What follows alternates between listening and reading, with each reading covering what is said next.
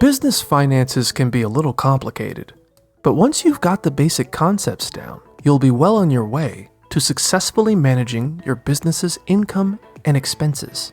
One of the first concepts you'll want to be familiar with is revenue.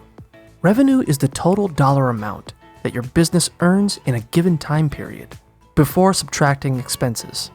Imagine you run a lemonade stand and you sell 100 glasses of lemonade for $1 per glass in a month. Your revenue for that month would be $100. Not all of that money goes into your pocket though.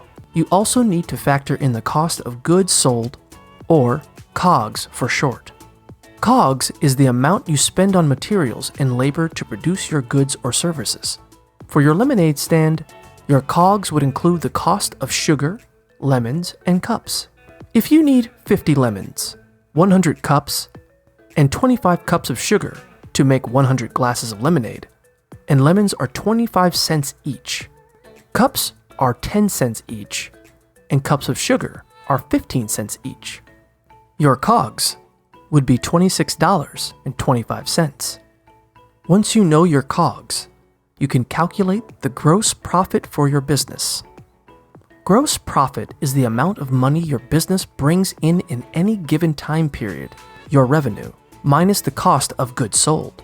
With the revenue for your lemonade stand at $100 and the COGS at $26.25, the gross profit for your business would be $100 minus $26.25, or $73.75. However, you still need to calculate one more thing to determine how much of that money will be going into your pocket, and that's net profit. Net profit, also known as your bottom line, is the amount of money your business earns in any given time period, minus expenses and the cost of goods sold. For your lemonade stand, your expenses might include printing posters to advertise your stand, paying a friend to help you pass out the posters, and buying a wagon to carry your supplies. Say all of these expenses add up to $30.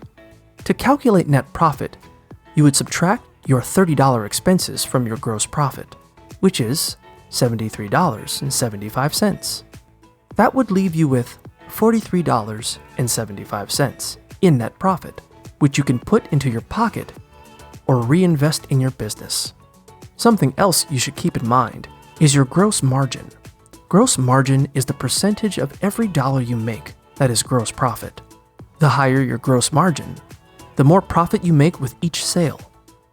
To calculate gross margin, just subtract your COGS from your revenue and divide that number by your revenue. For your lemonade stand, you would subtract the cost of goods sold, or COGS, $26.25 from your revenue, $100, and then divide by that same revenue. The gross margin for your lemonade stand would be 73%, meaning 73% of every dollar you take in is gross profit. To keep track of all of these different numbers as a business, you'll want to use an income statement. An income statement, also called a profit and loss statement, shows the revenue, expenses, and net profit for your business in a given period of time.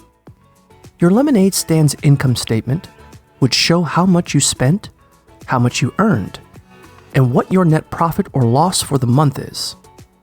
Similarly, you'll want to have a balance sheet.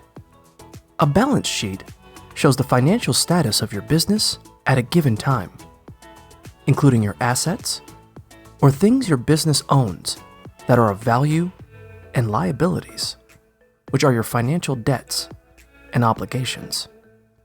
For your lemonade stand, the balance sheet would include things like how much cash is in your register and the wooden stand you own, which are both assets, as well as the monthly payments you're making on the wagon, which is a liability. Your balance sheet can be used to determine how financially healthy your business is. A financially healthy business will have more assets than liabilities. Another concept you should be familiar with is cash flow. Cash flow is the movement of money in and out of your business within a 1-month period. It's measured by comparing the amount of money your business has available at the beginning of the month to cash available at the end of the month. You can use your cash flow to determine when to spend more money on your business. For example, you might buy more supplies for your lemonade stand at the beginning of the month when you have more cash on hand. Finally, you'll need to understand how accounts receivable and accounts payable work. Accounts receivable is money that's owed to your business. Say your lemonade stand offers a promotion where customers can pay a monthly rate for unlimited lemonade. In that case, those monthly payments would be included in your accounts receivable. Your accounts payable, on the other hand, is money that your business owes to its creditors. If you have lemons delivered daily from a local farm for your lemonade stand, your monthly lemon bill would be included in your accounts payable. Now that you understand the basics of business finances, you're ready to manage your money and grow your business.